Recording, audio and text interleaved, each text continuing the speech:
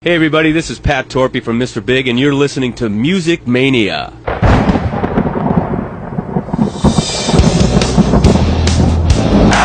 You ready for some screaming heavy metal?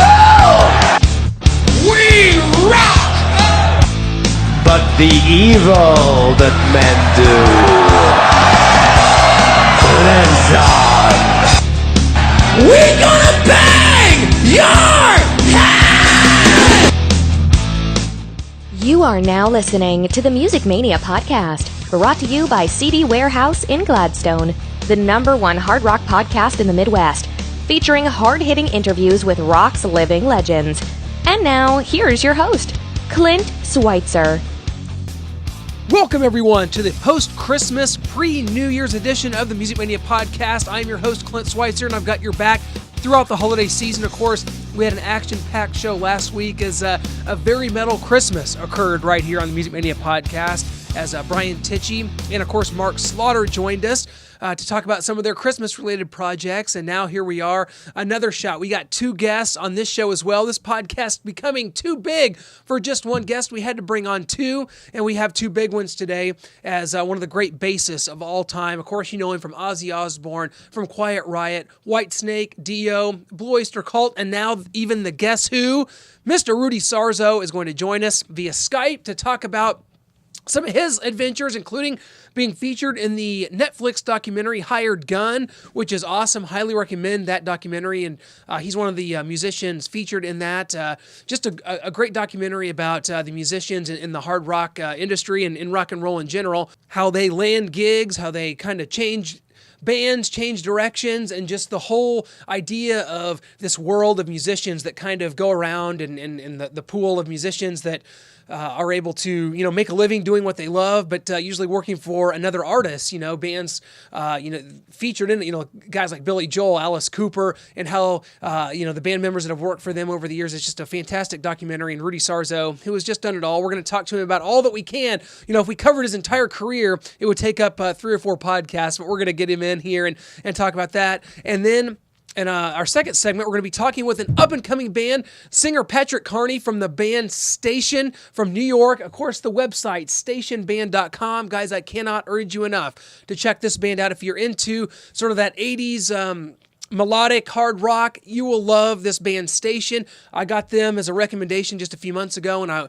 really wanted to talk to one of the members, so Patrick, the singer, who's has a really good voice and just a cornerstone of this band as they're getting some real headway there in New York City. You can go to their website, like I said, stationband.com. Check out. They have a couple tour dates coming up here over the next month or two, and they're going to be making a big announcement this spring. So hopefully, big things coming from Station. I love supporting bands like this that are definitely along the mold of maybe like a Def Leppard, kind of enough's enough. If you want to go back to the 80s and look at just the fact that they have so many big hooks and choruses and guitar solos, it's just very, very good melodic hard rock, and it's good to see that making a comeback, and I can relate more with that music than I can most of the hard rock that comes out there today. But, we hope you guys have had just a wonderful holiday season, and, we can't thank you enough for joining us and hitting that subscribe button on iTunes or YouTube, however you choose to listen to the podcast. Make sure you hit our website up, musicmaniapodcast.com, for all of our archived interviews and for some of my show reviews. It's all there, musicmaniapodcast.com. And without further ado, we want to go ahead and welcome our first guest this week. It is Mr. Rudy Sarzo joining us. Rudy, man, how's it going? Good. How about with you? Well, and that music's always been such a big part of your life, and I tell you, I've just been I just watched, of course, Hired Gun, the documentary that everyone's seen now. It's on Netflix. It's a fantastic film, and I want everyone to see it. Your involvement there's quite a bit. You talk about joining Ozzy, the things that you did, but what do you think about the film in general? Do you think that as you've seen it, do you think the reception's been positive? What did you think personally of it? Oh, I mean, the reception is incredibly positive. I mean, I couldn't believe, even on Netflix. I mean, yesterday we were the #1 most popular show. Whether it was a movie or episodes, we were #1. I couldn't believe that. I mean, I get it because the response, especially at the screenings that the film had before it actually became available for distribution, It was always super positive. But then again, you always tend to invite people that you know, and the people that you know happen to be in the music industry. So I thought, well, maybe it's just getting a positive reaction because of musicians are watching it, or people connected with the music industry are watching it. But no, I mean, right now we're going into a broader market with the movie being shown on Netflix. I mean, that's the average television viewer. But I guess, since it's about music, which is the universal language, everybody somehow connects with it. I personally, when I watched it for the first time, I learned a lot from other musicians. Other musicians and records that were some of my favorite records ever, that I didn't know that it took certain sacrifices, to create them. So that was, even for me, that was really enlightening. And it's, you think about the term hired gun. There's something about it that almost has had maybe previously kind of almost a negative connotation with it. Like, oh, this guy, he goes from band to band. He's in this band. He's hired by this band. You never quite tell. But I think after this, it kind of shows you just what goes on. Maybe it pulls the curtain back a little bit about what goes on in the music business and how, I think there was a good example in the film was Rob Zombie talking about, well, he had no idea that someone like Bob Kulick played on Kiss's Destroyer, that wasn't all Ace Frehley playing. The music business has been doing this for years, but I think this maybe brings light to the fact that these musicians are as important as maybe the lead guys. I think this really has been a real positive for a lot of players. Not just you, but a lot of players that have been out there doing this for a long time. Yeah, what it does for me, what it did is I took a couple of things away from watching the movie. It's the fact that we all of us at some point we are hired to do something, even if we're part of a big band. Like, for example, when I was in Whitesnake, I was our mutual manager for Whitesnake and Sam Kinison called me up and said, "Hey, Sam is going in the studio. He's going to do a song called Wild Thing. You want to come down? Are you available?" I says, "Yes, I'll be down there. And by the way, can I bring my house guest, who at the time happened to be Phil Collins, guitar player from Def Leppard. He was staying with me." And she says, "Yeah, I'll bring him down." So Phil played on the song, on the record Wild Thing. I played on it. And, there's Phil of Def Leppard. Yeah. and me of Whitesnake, who were hired to do this. A musician that has a career doing this is Lukather, Steve Lukather. He'll play on all these top albums while still being a founding member of Toto. We are musicians. We play. People call us up. We just can't be playing the same 20 songs for the rest of our lives. Absolutely. You know what I mean? So anytime that we find an opportunity to open up our creativity and do something cool with people that we admire, oh man, we're there. Well, and that's kind of an interesting part too. Is you take a player like Jason Hook, who's he's amazing in the band Five Finger Death Punch, but he toured for years with Mandy Moore. Is there a line there? Because I don't know about someone compromising their integrity. I'm not willing to do that. I'm not a musician myself. Rudy, you've played with you know what I mean. Is there a line there though? It's a really good question, and the clue to that answer is the fact that no, there's no line, because when Alice Cooper saw him, he said, he noticed him and as somebody that would fit into the Alice Cooper band. So obviously, Jason was allowed to be himself, to be that bad boy image on stage, go out there and rock out. So no, there's no line. Absolutely. As long as you're allowed to be yourself. And obviously Jason was. How important is that for you as you throughout your career, over 35 years in the business, from well documented, from Quiet Riot to Whitesnake to Ozzy, all the things that you've done? Is there something that you look back on and say, I don't want to do this unless it makes me happy, unless it's a musical, journey for me? Is kind of what's your take on it? After all these years, going in, I will know just because of the style of music it is, or even the people that I would be involved in, or it might be logistics, like travel logistics. How long am I going to be away from home, at a time, versus the status, because you have to balance your family life. Because you lose one thing and you gain another one, which is being on tour with a really cool band. The last band that I actually did go out on a long tour, like 6 weeks at a time, sometimes 8 weeks. That would be Dio, and to go out on the road with Ronnie James Dio, that whatever I sacrifice from being away from my family, and my family understood this, the joy of playing with Ronnie. You gain that, and even though you lose, time with the family, but it just balances out, It does, and I think talking about Dio, I look back at the album you did, Master of the Moon, with Ronnie. Actually, I got a call to do that record, but I was touring with Yngwie for about 3 or 4 weeks, and I got called in the middle of the tour, so I could not leave the tour. So actually, Jeff Pilson played on that. Yes. And then we worked it out. Then when I finished my commitment with Yngwie, then I joined Dio. So I did the tour for Master of the Moon. I actually got to play with Ronnie on the Holy Diver anniversary DVD and CD. It was a live recording that we did. Yeah, that was at Wacken. That was amazing. What an amazing show. And the idea that, of course, Jeff Pilson, who's been on this show before, Jimmy Bain, who had played with Ronnie. I mean, just this guys like Ronnie, who surrounded themselves with just the best musicians, and that so professional. I think that's what was great about him. And it's unbelievable to me that it's been almost 8 years since we lost Ronnie. That just doesn't seem right, Rudy. It just doesn't seem possible, Yeah,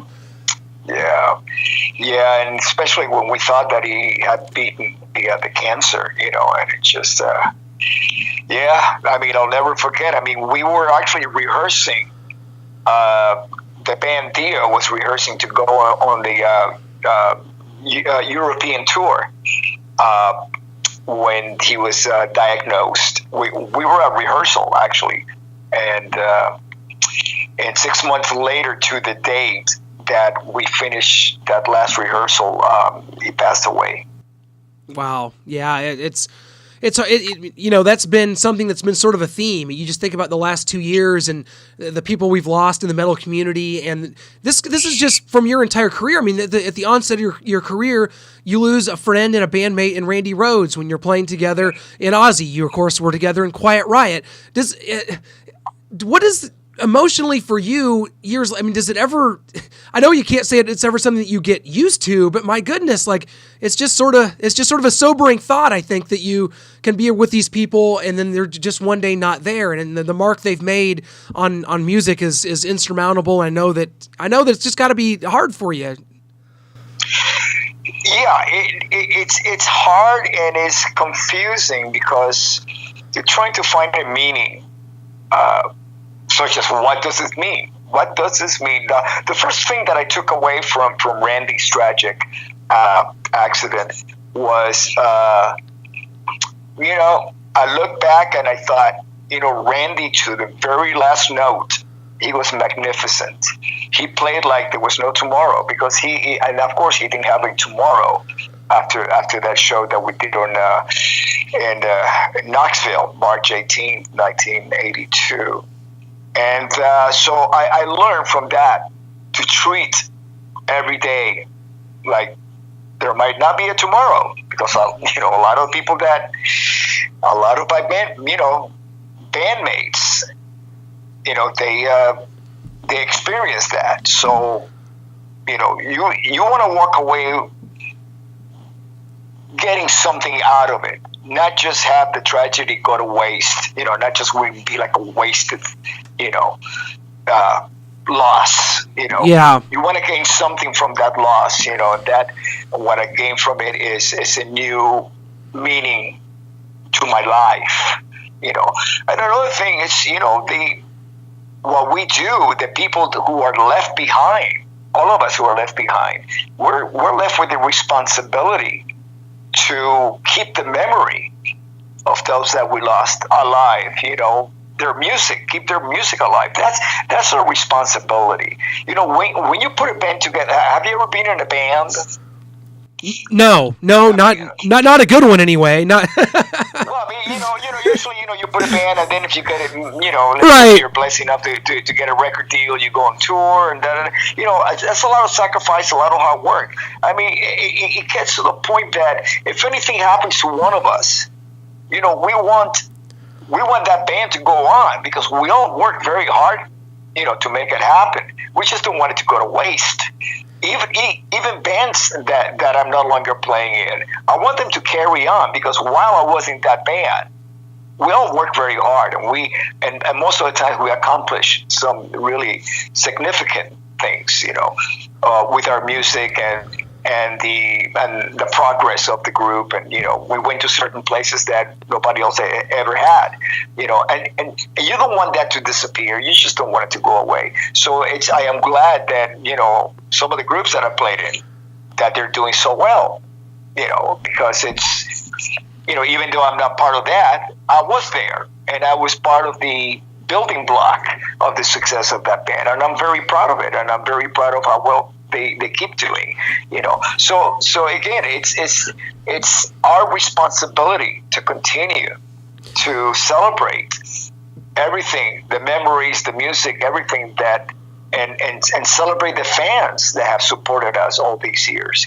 Well, that's really well said, and that's something that kind of ties me into something that I talked with a lot of musicians from your era about, because I think there's something about your era of music that does live on in ways that are almost unfathomable, because I don't know if music today can ever take the reins and take off from what you guys had. But you look at bands like Foreigner, for instance, that are playing big places with no original members some nights, Rudy. And I think that you think about the film Hired Gun, you think about the musicians that go in between these bands, and maybe that's what it's all about going into the future, is keeping these memories, keeping these songs alive, regardless of who plays on what and who played on what record and who was the original member in this band. Maybe that's just what it's about, is a celebration of this music, and that's what has to be embraced going forward, because I don't think there's a lot out there today that it's grabbing people the way, for instance, Quiet Riot's Mental Health did, which you joined in the middle of the recording of that album. You know what I'm saying? No, actually, I joined. There's only 2 songs that I did not play on. I played on every other song of the record, so it's not like I just joined in the middle of it, because there was no middle. So would have been if 5 songs were already done, and no. When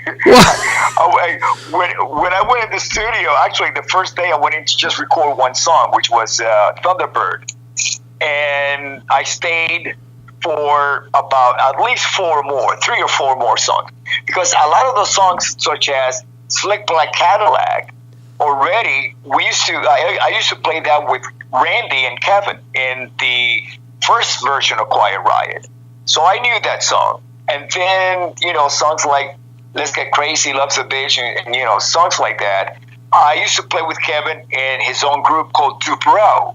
So a lot of the music that was recorded for Mental Health, I already have been playing with Kevin before I joined Ozzy. So when I went in to just record Thunderbird, we did it so quickly that we had plenty of time to do more recording. So they asked me if I wanted to play, and I said sure. So it's not like I just jumped in the middle of Sure, no. Oh, no. Yeah, no, obviously you were a big part of that band, the version of Randy Rhoads, and that was in the late 70s, and that was sort of your indoctrination to being in a hard rock band. I believe before that, you kind of dabbled in other styles of music, and that was kind of your first start with the genre in general, was that version of Quiet Riot. Yeah. Well, basically what it boiled down to is when musicians of my generation moved to Los Angeles, and there were very few local musicians that actually were born and raised in LA. You have like the guys in Quiet Riot. Quiet Riot was really an LA band. But even Van Halen, they were not, if you remember, they were from Holland. So they moved to LA. they moved to LA, not necessarily to join the music industry, but they were not native from Los Angeles, California. And I would say the rest of us actually moved to Los Angeles to try to get a record deal. So when bands were formed in LA, it was specifically, and I'm talking about the Sunset Strip bands, to showcase for record labels. It wasn't about playing top 40. It wasn't about, playing gigs, doing 4 or 5 sets a night. It was to concentrate on writing original material and showcasing for labels. Every club in what was considered the Hollywood Sunset Strip scene was a showcase club, because they were very close to where the labels were based. If you played outside, let's say if you played in the Valley, or if you play in Orange County, that was a whole different scene. Yes, you could do top 40, but as long as you were playing in Hollywood and West Hollywood, Sunset Strip, that was just showcasing. Record companies were not interested in bands that were doing copy material. They were not, So going back to actually Quiet Riot, yes, I grew up in Miami. In order to play in Miami, I had to play in clubs, and what the clubs wanted in Miami was top 40.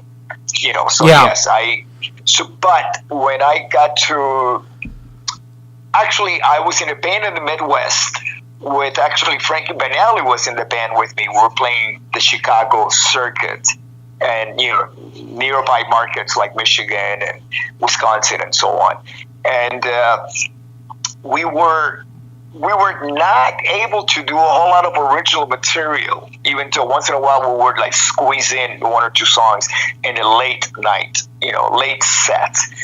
But most of the material was rock and roll, but it was, other people's music, rock. Yeah. It wasn't until I joined Quiet Riot that I was mostly just doing originals. There were a couple of covers by The Faces or maybe another band like the Easy Beats, but the core of the set list for Quiet Riot was all original. Is there something that stands out to you? Because obviously after Quiet Riot, you move on to things like Whitesnake.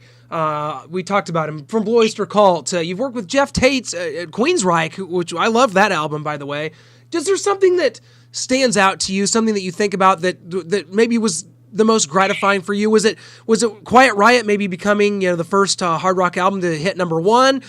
Slip of the Tongue with Whitesnake was huge. You were on 6 MTV videos with Whitesnake. Is there something that stands out to you that you just, a moment that you realized, oh my God, I can't believe that I'm doing this? Yes, it was definitely Ozzy when I joined Ozzy in 1981, and that was, due to Randy Rhoads recommending me. And at that point, you were living literally broke, on just sleeping on the floor somewhere, and then in 5 days, immediately you were moved into Ozzy's mansion. Right, this is before Speak of the Devil, correct? Oh, way before. when you moved in with Ozzy, this was because you toured with Blizzard of Oz and Diary of a Madman. Yeah. Let me give you the timeline. I was living with Kevin DuBrow, and let's see, I get the call to join the band, and at the time I was also playing with a band called Angel, and so then I turned it down, and then the next day Ozzy called me himself and tells me that Randy keeps telling him that I'm the guy. See, the reason why I really got the gig is because they needed somebody that they could trust. They were in LA, and they were, anytime that bass player came up, they really didn't know who this guy was, and they had 10 days to get the whole thing together and hit the road. There was a lot writing financially and career-wise for Ozzy, and there was a lot of money put from Sharon's family, who was the management and the record company, Jet Records, to finance the tour. And they needed somebody who was not going to be a bad influence on Ozzy, So Randy trusted me. Yeah, Randy knew, we have played together in Quiet Riot. I used to teach at his mom's school. He knew me very well. He knew that I was not going to be a bad influence, and I was going to know the songs, I was going to perform. I was going to give it 1,000% every night. That I was the right guy for what they were looking for. And that's how I got the gig. Because Randy trusted me, and Ozzy and Sharon trusted Randy. And then through time, they got to know me and trust me. But initially, that's what separated me from anybody else that went after the gig. Well, it's funny you've played with so many musicians and so many great people, but I've literally never heard a bad word said about you, which is rare. I mean, come on, when you mix different ideas and different members and different personalities, it's there's a lot of dirt out there in the metal industry, but never a bad word said about you. How much do you attribute that to the fact that you were largely clean and sober? Just be a straight-minded thinker. I mean, that like you said, you were reliable. That has to go a long way in the business, does it not? Well, being clean and sober doesn't necessarily mean that you're going to have a smooth sailing in the industry. Believe it or not, there was a lack of trust for people that did not party. I can see that, yeah. Back in the 80s. Because, the people that were significant within the group, they would like to party, and if you were not partying, you were not trusted. Which is crazy to think. That's crazy.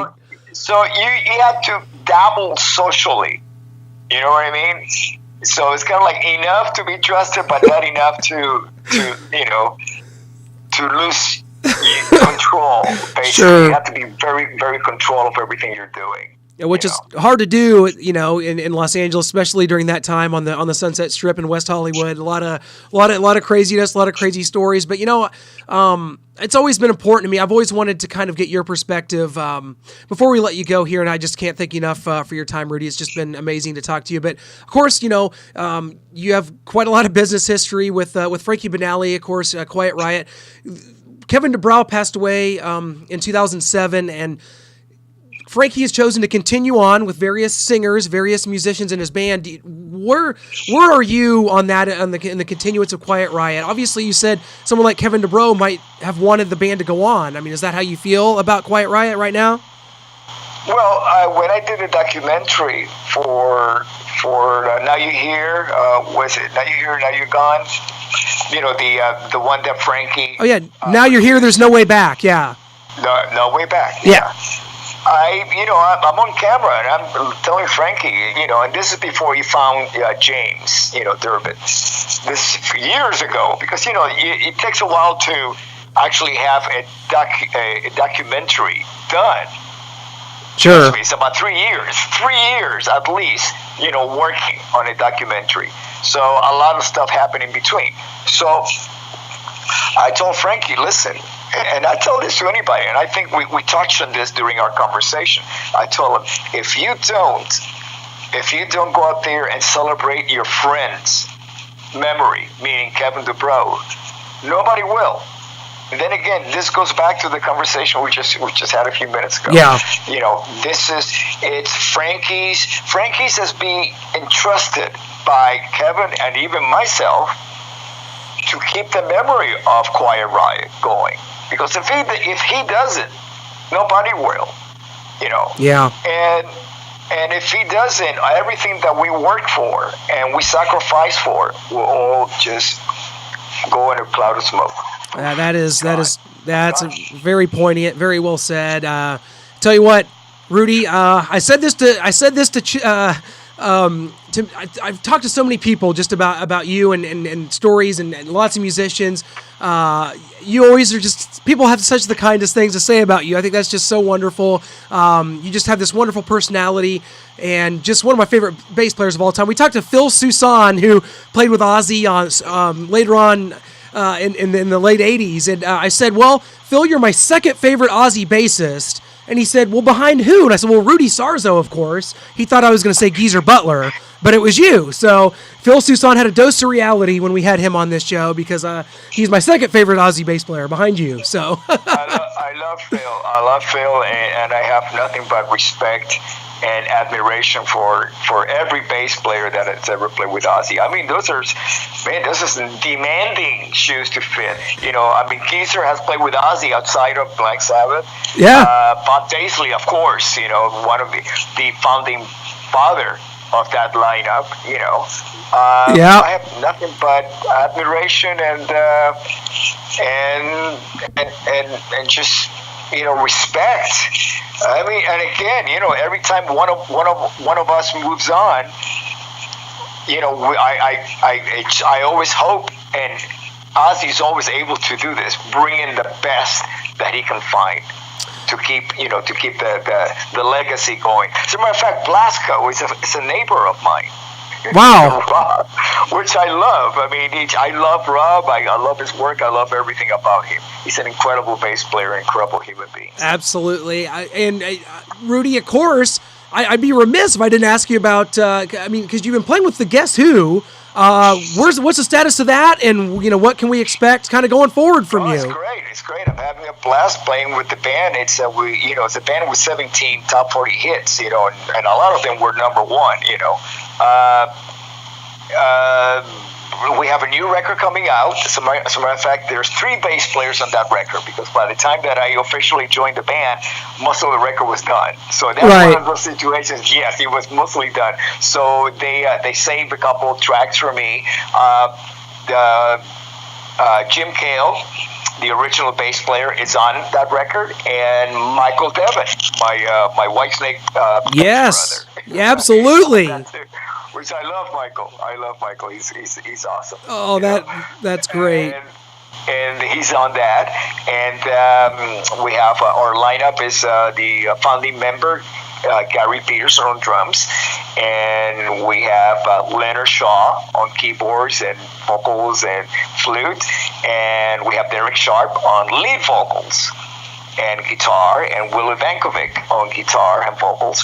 And actually, as a matter of fact, Will and Derek, they co-wrote, and Derek, I believe, wrote most of the songs, but they also co-wrote some of the music too, and produced the record. And Will also produced Styx's new record with Tommy Shaw, which is awesome. Yes. Yeah, and wrote a lot of the music. So there's so much talent in that band. It's just unbelievable. I mean, a lot of the members have been in the group for like 20 years, so it's a really solid foundation. And everybody's so nice and talented. It is, like you said, just like a legendary band, so many huge hits, and just like I've always said this, and I am dead serious, and most people, probably maybe even you, would tell me that I'm wrong. I've always been a bigger Guess Who fan than a Who fan, and I'm serious. I've always just loved the Guess Who, man. I've always been. It's a different tree, Sure, that's a nice way of saying it. Yes. Well, fruits. The Who. I mean, have you ever read Pete Townshend's book? Yes, I love it. I do like the Who, but I just something about the Guess Who, that sound, that like they had this like gritty guitar sound that just like popped off to me. I don't know, something about them, and now you're a member. Yeah. Of course you are, Rudy. Yeah, I mean, it's all different band. I mean, it's all different concept. I mean, of course. I love the whole thing about the Who. I mean, Entwistle is one of my top 2 heroes, especially rock heroes. And so much respect, and I mean, I can't imagine my life without the Who in it. But the Guess Who were such an important part of the soundtrack of my life. Yeah, so, underrated. So it's great. Well, before Rudy, I'm going to leave you with a story, and this is one thing that I always tell people whenever I talk about you, and I talk about with you with a lot of people, like I said. And I remember seeing Blue Oyster Cult open for Alice Cooper in 2007 at the State Fair in Missouri. And I know a lot of musicians, I know a lot of people, and I look up there. And my buddy, I go, that's Rudy Sarzo. And he goes, no, there's no way. He's not in Blue Oyster Cult. I go, that is absolutely Rudy Sarzo. And I think you won me a bet that night, $50. I won that bet. And it was you in Blue Oyster Cult. And I just thought that was amazing. Like, I'd missed that totally, that had joined that band. I was like, I've missed this, but Rudy, here he is. Here he is at Blue Oyster Cult. So I thought that was awesome. Yeah, I remember that show very, very, very well. Not only because Alice was playing, but it was a great crowd, and yeah, it was so much fun because I know a lot of the guys in the band, so I got to hang out with all of them backstage and stuff. Is there somebody that you have ever like a band that maybe, or an artist that you came close to joining that maybe people don't really know about, anything like that, or someone that you really wish you had played with or want to play with, anything like that? Oh, there's always people you want to play with, but it's just, I figure, whatever God brings my way. People ask me, I always say God is my agent, so I never argue. It's like, I as a matter of fact, I have turned down so many gigs that somehow I actually wind up doing the gig that I can't even imagine my life without having done those gigs. Yeah. So by now I am a little bit more careful when I turn things down, because even though I eventually wind up doing them, I just unless it's now what I do is find out if let's make it work rather than just say no. Rudy, you are truly a treasure here in the metal community, in the rock community. I tell you what, I hope everyone checks out the documentary. It is called Hired Gun. It's on Netflix. Everybody's seen it by now. If you haven't, check it out for sure. You can tweet Rudy at Rudy Sarzo. Pretty easy to remember that Twitter, rudysarzo.com. That's the website. Rudy, keep in touch, my man. Let's keep in touch. And I'll tell you what, I hope you and your family just have a wonderful holiday season. I just hope you guys have a great one. You too. God bless. Thanks a lot. We'll talk soon. Thank you, Clint. Bye-bye. You bet. Bye. Huge thanks to Rudy Sarzo, man, one of my favorite bass players of all time. The guy's just done it all. I was such a huge fan, of course, of Quiet Riot back in the day, and the work he did with Ozzy Osbourne, on into Whitesnake, some of their great work in the late 80s. He was in several music videos with David Coverdale and the guys, and just what a great band that was, with a guitarist like John Sykes, a drummer like Tommy Aldridge, who he, of course, has gone on to work with throughout the years. You just think about how Rudy Sarzo is like tied to literally every musician in the hard rock world in some way. It is amazing. You talk about 6 degrees of Kevin Bacon. Well, I got 6 degrees of Rudy Sarzo for you. Great guest. And without further ado, let's go ahead and welcome our second guest here on the Music Mania podcast. Waste no time. We are talking with Patrick Kearney from the band Station. Patrick, welcome to the show. Hey, Clint, what's going on? It's just Patrick. Okay. Hey, awesome, man. Well, great. Well, man, I tell you what, cannot thank you enough for joining us here. And how's everything going, man? Merry Christmas. And I know you guys are gearing up. It's just it's a good time of year, is it not? Oh, yeah, no, it's the best. It's nice. It's relaxing. We stayed pretty busy pretty much all year. That was kind of the cool thing that, for us, it was massively busy. Massively busy. If we weren't in the studio, we were playing shows, we were writing new songs. It's so busy. So now that it's like the end of the year, it's kind of like, all right, let's take some time off, spend some time with our families and, so forth. Well, Patrick, I got to be honest. You're one of those bands that I just feel like, I don't know, you probably have bands like this too, where you feel like you're the one that discovered them. You put them in your back pocket and they're yours, and you get to tell the world about them. And that's what kind of Station is for me. I'm a big fan. I just came across you guys by a random recommendation. Checking out all the stuff. I know you guys have played Rocklahoma before, a festival we cover every year. This band just has something about you guys. I mean, I don't know what it is. You have this melodic sound. It's definitely a throwback. I know you guys have been around a few years now, though. But just talk about kind of the genesis of this band, how it came together, and just where you found this sound. Oh yeah, sure. So, well, first of all, thanks for being a fan. I think one cool thing that we have found as a unit is that we have the best fans. Like our fans are super loyal, and it's something that I don't want to say it was unexpected, but it was kind of like, I guess I didn't realize to the degree that a lot of people who have come out to our shows have come up to us and said like just really complimentary things that we're just kind of like, oh wow, it feels really special to be, it feels special to be special to somebody. So seriously, thank you so much. We on behalf of the band, like we really do appreciate that. As far as like the band started, I think what's kind of cool is, Chris and I, we have been fans of, we've been fans of rock, forever. He and I, we only met back in 2010 for the first time. So the band's actually, I haven't known Chris for super, super long.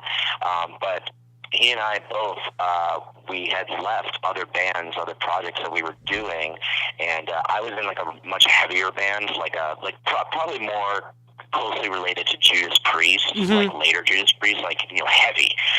And Chris was kind of doing his own project, writing his own stuff, and he was kind of unhappy with what he was doing, so we ended up meeting and just started like talking about the bands we really liked, and I'll never forget our first phone conversation we ever had. We were like discussing what songs we wanted to jam on, and before I said anything, he's like, "Have you ever heard of this band Living Colour?" "Oh my gosh, I love Living Colour." We could do that. We could do Cult Personality. Do you know any Skid Row? And Chris is like, "I love Skid Row." So it was like this instant connection where it was like, the joke is always like he's on one end of the bridge and I'm on the other end of the bridge, and we're like running in the middle, I love that, dude. That's awesome.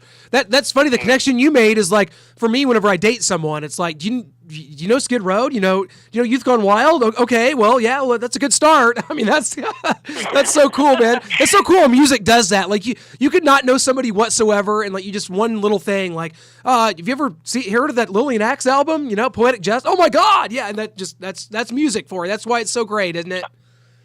Oh yeah, absolutely. And I think that's kind of what's cool about melodic rock in general is that when you have like, you can tell someone's personality and you can tell if someone's cool or not. Basically, like if you start name dropping, like or not name dropping, but like it's like saying albums that you really like, and people having like the same visceral reaction that you're having, where it's like, "Oh my gosh, that's amazing," and then you kind of like, "All right, we're cool. We're gonna go drink together and talk about whatever." Well, you guys are obviously very passionate about this, and you're a New York band, which is cool because and I want to get your take on this. Like, what is the New York scene like today? Because obviously, like, my favorite New York bands are obviously like Kiss, Twisted Sister, Anthrax. Like, what? Obviously, punk was huge in the early '80s in New York. You had CBGB. There's been so many things coming in and out of New York. What's the scene like now when you guys play? Kind of just give us what's your take on the New York scene currently? Well, it's interesting. It's very it's very diverse, but I wouldn't necessarily say that that's necessarily a good thing. Yeah. And the reason I'll kind of explain. Well, because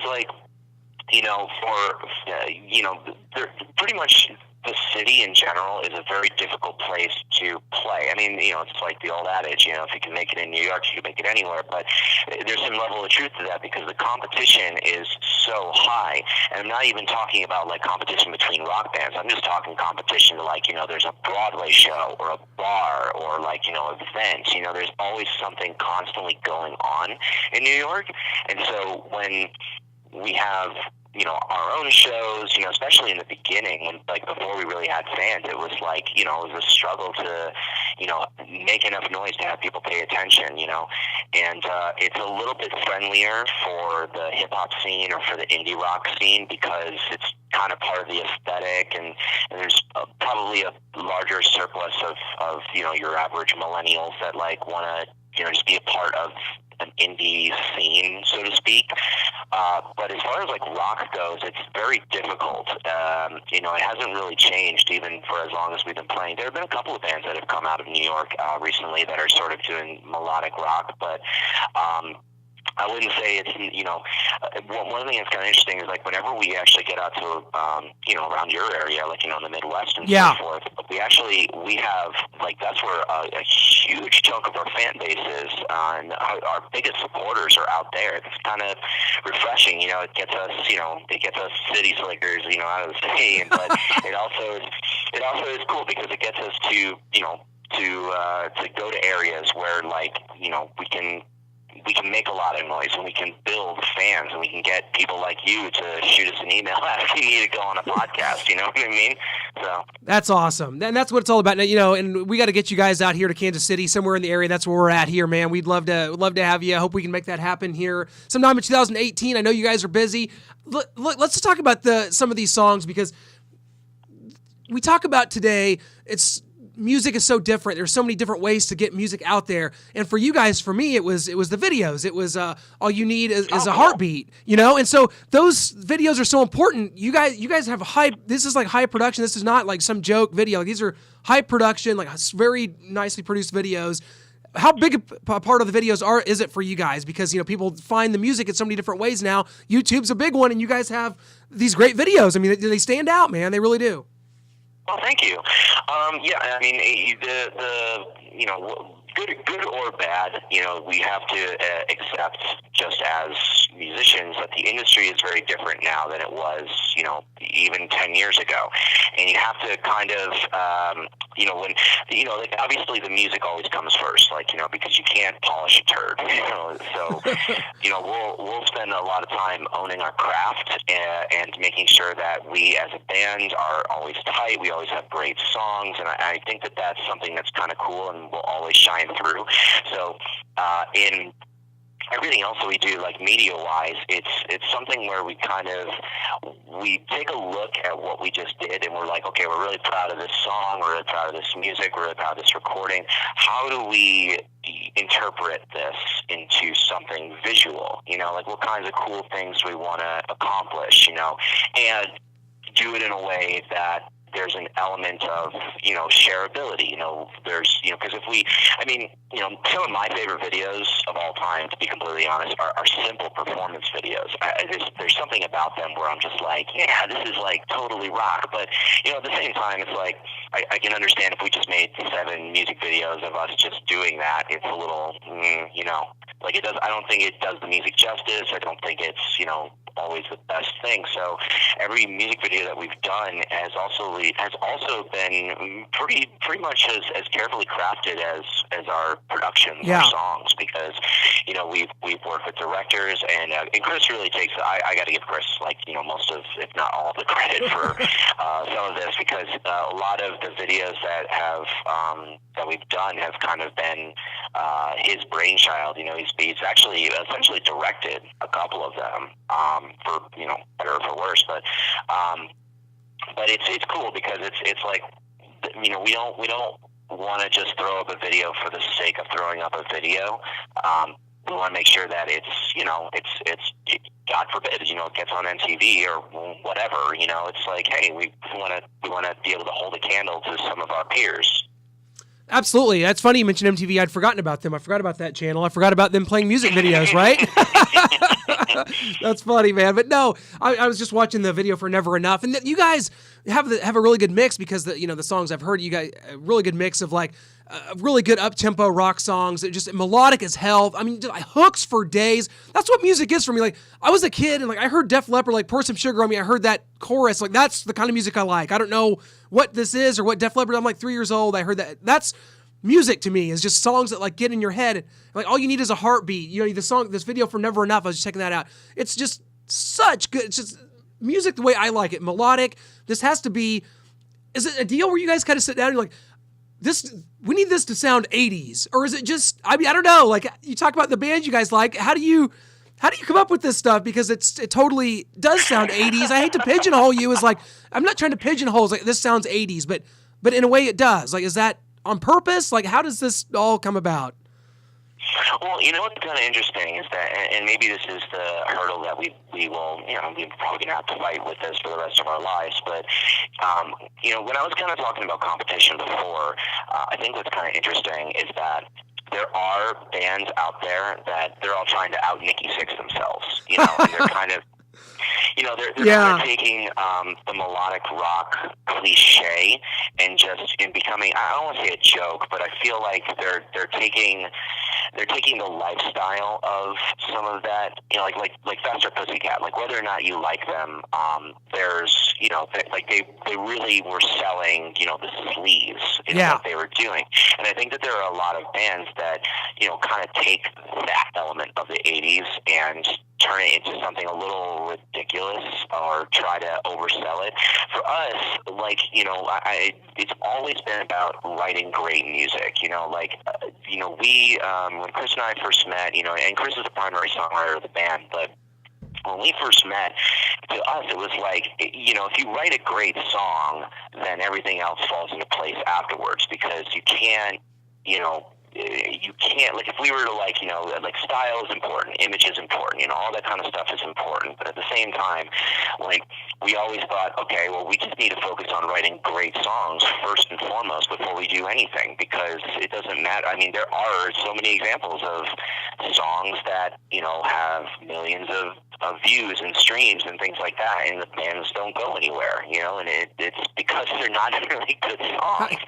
So for us, it was always like, okay, let's take all of our influences, like all our actual, real influences, and just write great rock music, not trying to be anything, because if you even break down our influences, as individuals, like Chris is like all about the Beatles, and he's all about, Zeppelin, he's all about like George Michael and Wham and Annie Lennox and Winger, but like, he's much more on that side of the spectrum. And like, I actually come in from like Maiden and Priest, and like way like the heavier stuff, so when we kind of got together and we started doing stuff, it was like, well, these are the bands that we like. We have a huge overlap in the middle that happens to be melodic rock. So let's write melodic rock that, we like. Like, we're not trying to do anything other than just write and record great music. Yeah. There's really not much more thought behind it. But see, I love the simplicity of that, because I don't know if it's just me. I mean, I'm only 33 years old, but I grew up with this stuff. I just love. I mean, from Slayer to Bon Jovi, like all of it, just absolutely all of it. So I kind of see that side of it, where you can have different people that come in with these different ideas. Your voice is, it's a great rock voice, and you kind of have that kind of higher register, more along the lines of a Dickinson, that kind of thing. I'm sure you don't mind that being compared to Bruce Dickinson. That's never a bad thing, right? Oh, no. Oh, man. No, my fiance is trying to at some point get me to meet him, but I think if I do that, I'm gonna melt into a pile of nothing. Yeah, we've had Nico on this show before. We've not had Bruce. We tried to get it in with the he just released a book. So we're like, okay, maybe we can get to him through the publishers. And it's like, oh my God, Rod Smallwood is somewhere, just cutting off all these guys. It just, hey, you can't get to Bruce. Eddie Trunk could probably get to Bruce, not us, but hey, you guys know how that goes. But the truth of it is, man, I've been so disillusioned with modern rock music for so long. And I know that's cliched to say. You talked about bands trying to out Nikki Sixx one another, and there's a lot of bands that do that, and I try to give them a chance, because I do come from that era of that. I like a visual presentation as well, which you guys do have,